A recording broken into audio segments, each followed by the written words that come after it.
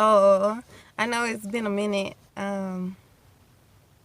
since I've done a video on this channel. I don't know, it's been about what, a week or two. I haven't really painted in that period of time, but I wanted to come on and let you know what I'm doing.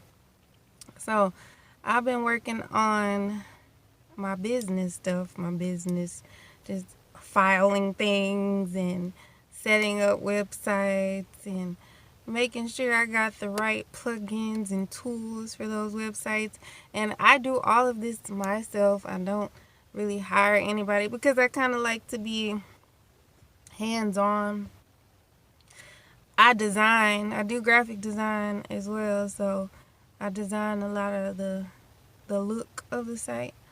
And I've been wanting to, like I told y'all before, I like to learn everything. So I've been learning like programming, a little bit of, not really programming, but web programming or web writing, coding.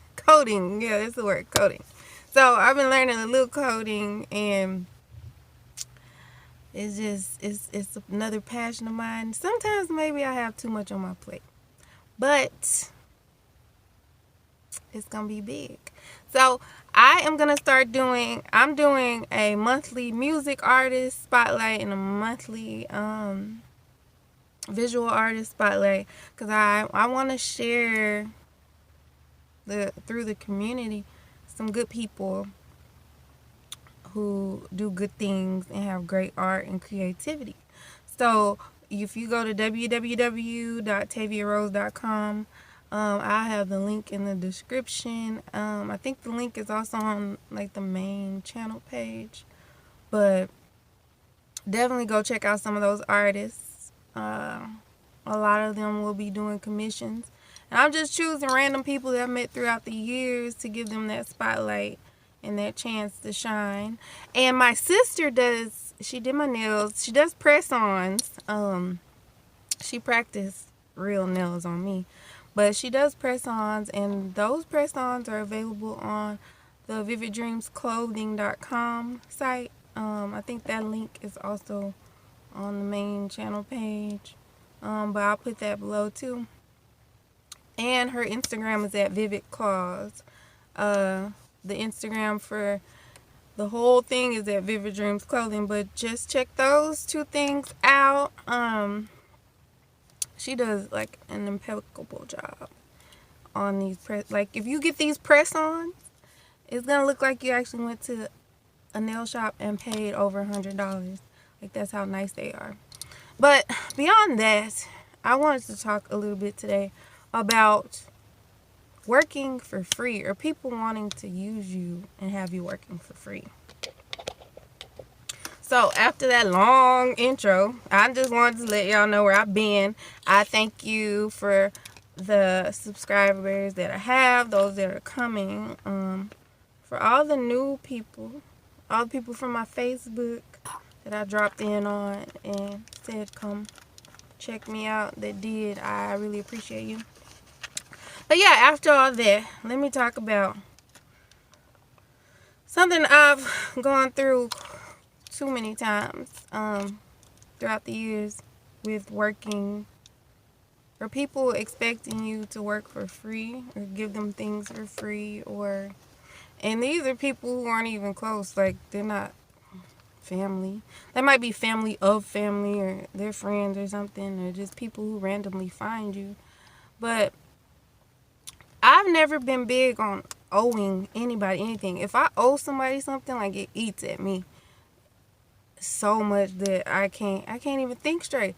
So I hardly ever ask for help. I hardly ever ask for any assistance. I hardly ever ask for anybody to provide anything for me. And I've been told that I'm like too independent, and I am, because I'm at the point, like, I will freaking starve before I ask for somebody to give me some food. Like, if I can't go work for it or get it myself, like, then I feel like I should starve. And that's not really, like, I've come out of it a little bit since I've had children, because for them I do anything, like, to provide for them. So I've been able to, throughout the years get assistance for certain things, but I am like, I always feel like I gotta pay it back. So I don't understand how people get around and they want you to work for them or do things for them for free. Like, anytime I get something from my friends, I can barter and trade. Like, I'll give you this if you can do this for me. I don't really know where people get off thinking it's okay to, like, it's basically using people. And in business and learning to do business, it's very hard when it's your passion. It's something you love. Like, I love doing art. I love creating pictures and creating things. And it's hard to put a price on it. Like, I don't know how to, I didn't know how to value or put a price on it, because the value is different. So value and worth is like, what is it worth to you? That's what you'll charge this person. But the value could go above that worth at any time. And because you value it and it's invaluable, a lot of times you don't know how to price it.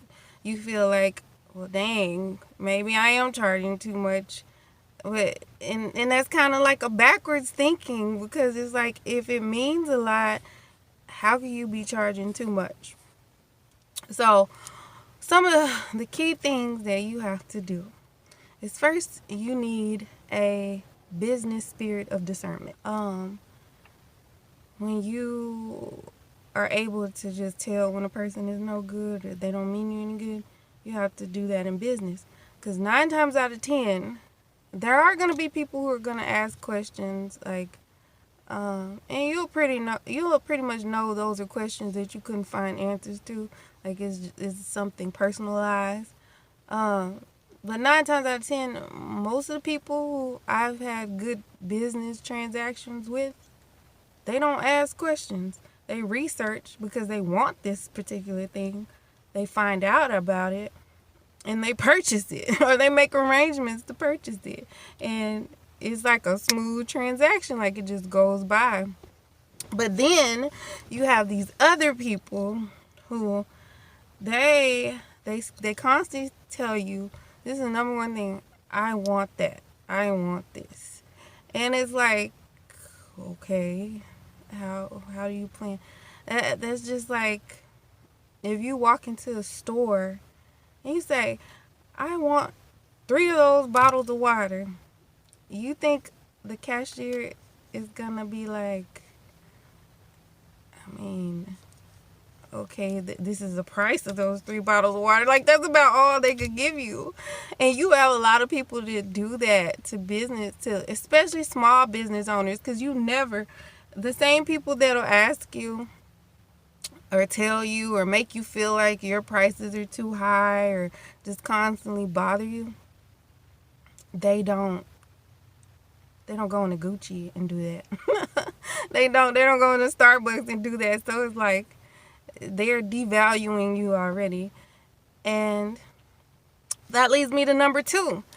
All money ain't good money. And I live by that.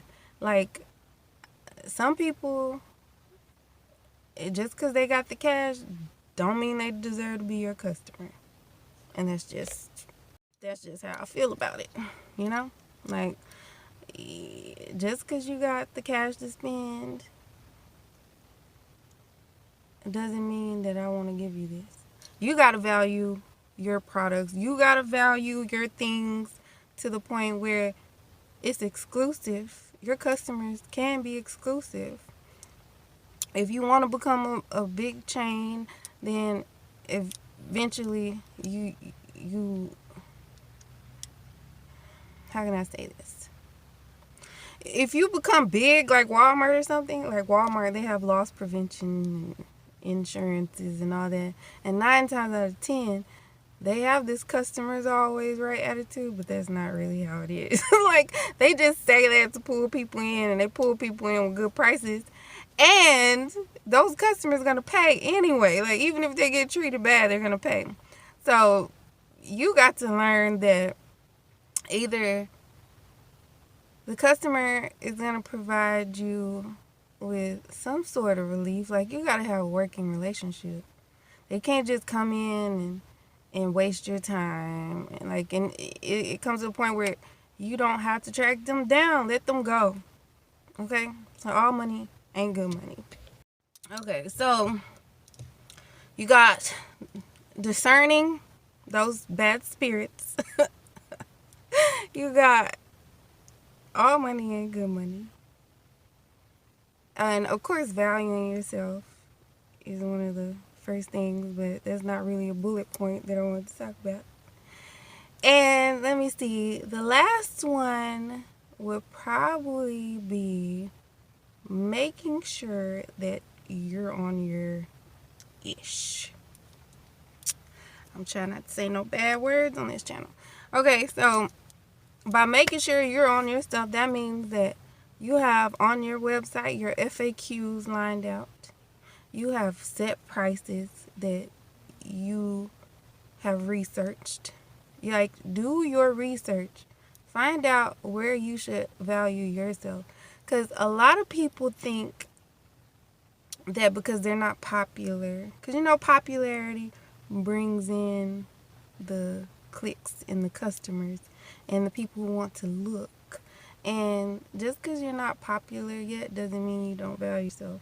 There's a lot of fancy name brands that aren't really popular, but they make money. They make lots of money, and they value themselves because they know there's a quality to them products. And if you know you're bringing quality and you're bringing real customer relations and customer service, and you care about the people who have your stuff, then you're up there enough to give yourself some value and not care that people think you're not charging enough. Because you'll basically, if you gave everybody what they wanted, you'll basically be left with zero. And that's not how we're going to do this. So, in 2019, how about us small business people, us people who are trying to grow and expand and make something of ourselves? Like, we start respecting and honoring ourselves and make sure we have all our ducks in a row. Make sure that we are treating people how we want to be treated and ignoring those who seem to be trolling our businesses. Because I don't want my time wasted. My time is too important. I barely have any as it is. I work full time. I parent. I run this business stuff. I paint. I'm constantly coming up with ideas and designs. Now I'm trying this YouTube channel. Like, I have livestock animals that I'm raising and feeding. I'm growing plants. Like, I'm learning new stuff every day. I'm doing all kind of stuff out here. And I spend like 2 hours a day driving back and forth to the places I gotta get. So I definitely don't, and I'm sure it's a lot of us out here like this. And we're trying to stay sane during all this political and worldly stuff that's going on. So yeah, value yourself from here on out. Make a plan. And don't chase after every dollar, because every dollar might get you hurt, okay? But yeah, I will be back with some painting videos soon. I got a new intro. I'm going to add it on here. My cousin made for me. I'm going to shout him out. You can follow his Instagram. He does great with video stuff.